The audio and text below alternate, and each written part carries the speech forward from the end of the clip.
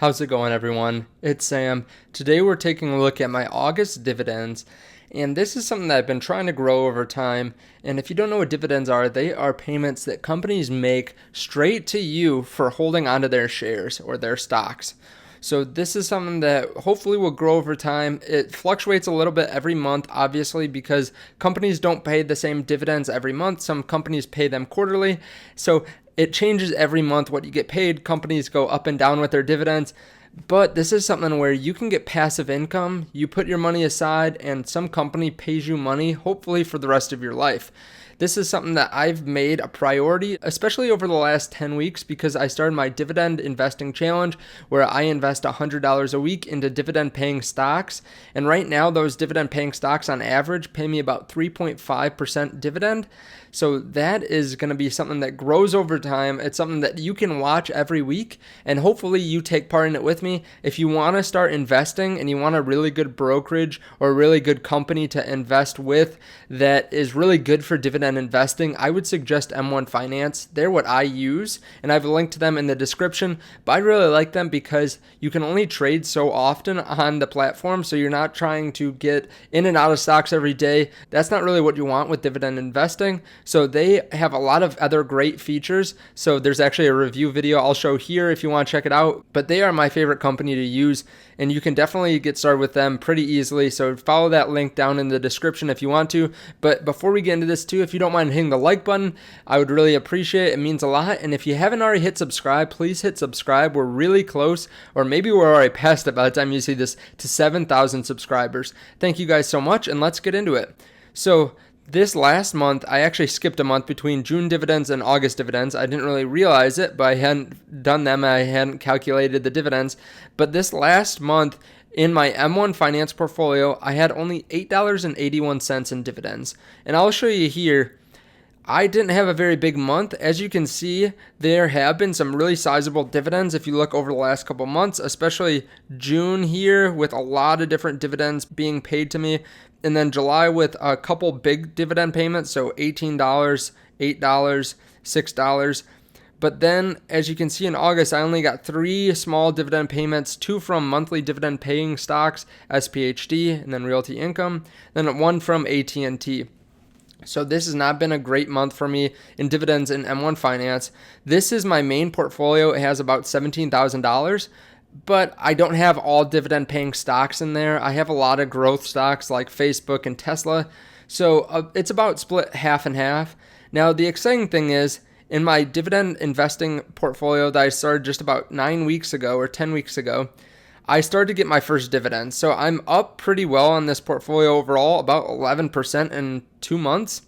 But I actually got my first dividends, which was really cool. It's only a small dividend for August of 27 cents. But that's cool to see for the first time in this portfolio, and hopefully it will be just reinvested and grow bigger and bigger over time until I really don't have to invest and the dividends invest for me. That will be awesome to see.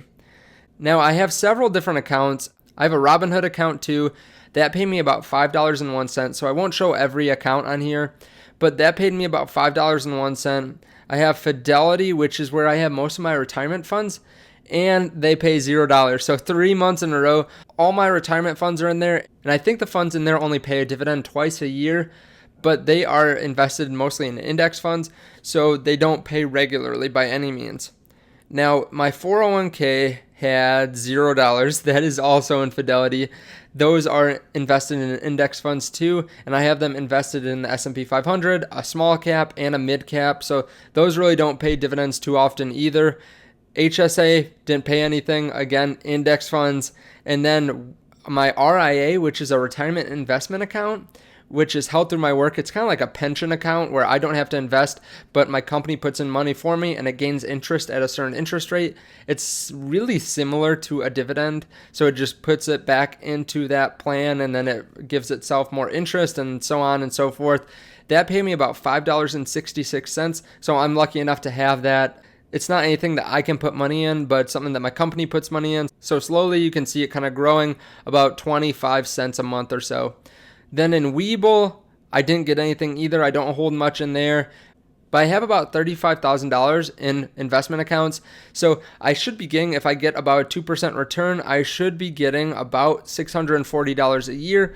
But this was a slow month. Again, I only got $19.49. So I could definitely do better than this if I was trying to invest in only dividend paying stocks. But like I said, I have Tesla, I have Facebook, I have a handful of other companies that don't pay dividends just because I feel like those are good to mix in there. I think that they've done really well for me. I'm up about 35% in the year. And while I don't have much in dividends this month, I have really nice gains. So I'll take a look at this real quick with you.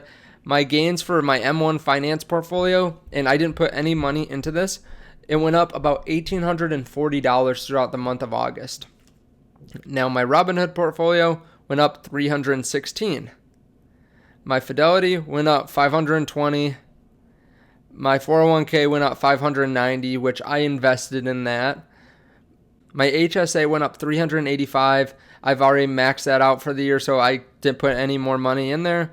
My RIA went up $270, and WeBull actually went down $30 because I sold NAT and got out of there. But overall, between my accounts, it was up about $3,891. So I didn't have a ton of dividends, but because I was invested in some of those stocks that appreciated well, I actually ended up about $4,000 richer by the end of the month. So that is really nice to see too. It's not all about dividends. It's not all about capital appreciation. I kind of use both. I look for companies I think are going to pay really well over time, whether it is appreciation or dividends. I look for the best companies I think will do the best over the long term. So let me know your thoughts on this below. Again, some of this is pretty low. Some of these dividends are pretty low, but part of that is also just because of the situation we're in with the pandemic. Part of it is that a lot of these companies have kind of cut their dividends or just reduced them. So some of them are bringing them back, like Foot Locker. They were able to bump up their dividend, and I actually hold a significant amount in Foot Locker where I will get really nice dividends when they bring them back to the full amount. But let me know your thoughts on this below. Let me know how much maybe you made in dividends if you're comfortable sharing that with me below. Again, thank you for hitting the like button. Thank you for using that link down below to M1 Finance. And let me know if you have any questions. Otherwise, I will see you guys in the next video. Bye.